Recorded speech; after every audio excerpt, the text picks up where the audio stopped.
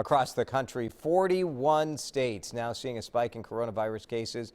We will likely top 3.5 million positive cases nationwide today. Laura Podesta following the outbreak for CBS News live in New York this morning.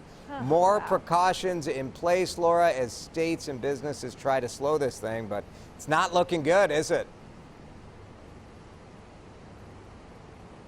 Absolutely. So Montana and Alabama became the latest states to issue mask mandates. We're also seeing a number of big businesses telling their customers, if you come into our store, you've got to wear a mask, even if the local officials say you don't have to wear one. That includes Walmart, Kroger, and Kohl's.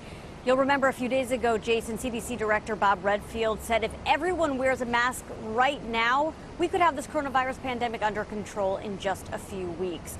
About half of all governors in the U.S. have now issued some sort of mask rule. As you mentioned, more than 40 states are now seeing increases in coronavirus cases.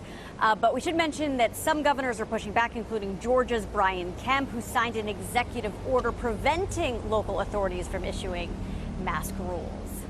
Back to you. Laura, while we watch those numbers rise, the president did issue a new order that has to do with the way these numbers are reported. Right now, the data goes to the CDC, and now he wants it all to go straight to the White House, right? He wants it to go into a private database that's run by the Department of Health and Human Services, a move that will likely make it harder for this information to be transparent to the public and to researchers. But the White House says what we're doing is just streamlining data gathering. But a number of doctors have spoken to CBS News and CBS News affiliates saying that by circumventing the CDC, the government is really denying the CDC this essential information that it needs in order to make decisions and to inform us, to inform the public about what's happening with the coronavirus. Laura, a lot of people buzzing about this massive Twitter hack that impacted some major names, political leaders, business leaders. What do we know so far about this? Yeah, it impacted some of the most rich and powerful politicians, celebrities, tech moguls, companies.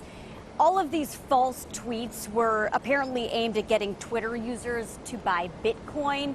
And some big names, some big accounts were impacted, including former President Barack Obama, Joe Biden, Kim Kardashian and her husband Kanye West, Elon Musk, Apple, Uber, and Jeff Bezos, to name a few. And CEO of Twitter, Jack Dorsey, clearly embarrassed and concerned about this situation.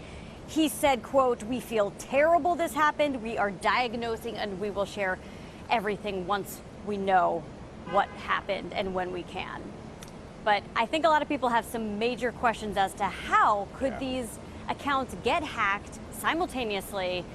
I mean, seriously, Twitter has something to work on. For sure. Twitter saying that it seemed to come from within their systems, not the usual way. You weren't hacked, though, Laura. You're in the clear, right? I'm not quite so rich and so famous yet. Yet? I like it. I like Unfortunately, it. I was not hacked. Someday, Laura. I believe in you. Thank you. The Minneapolis Park